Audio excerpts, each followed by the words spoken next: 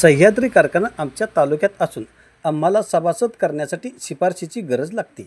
स्वतःच्या हव्यासापोटी या कारखान्याची मालकी स्वतःच्या ताब्यात घेण्यासाठी चेअरमनपद स्वतःकडे राहण्यासाठी आपला मनमिळावू कारभार चाललेला आहे.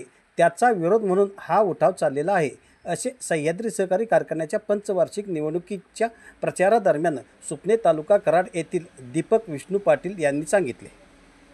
कार्यक्रमाला दादांच्या बरोबर जिल्हा परिषद सुप्रीम दादा आहेत, त्याचबरोबर माजी संचालक आमचे मित्र रमेशराव मोहिते आहेत, त्याचबरोबर आप्पा माने.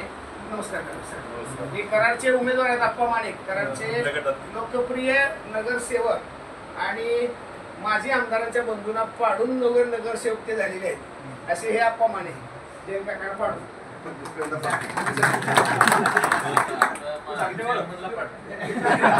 आता चेअरमन. मी दीपक विष्णू पाटील, राहणार सुपणे.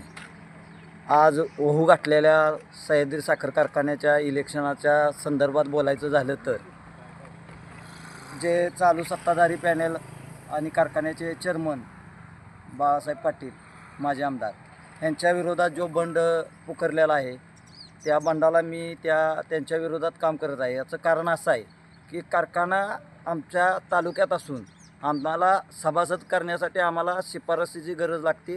त्यांच्या पार्टीचं काम करायला लागतं आणि त्यांनी म्हणाल तसं जर करणारा माणूस असला तर त्याला सभासद करतात. ही शोकांतिका आहे.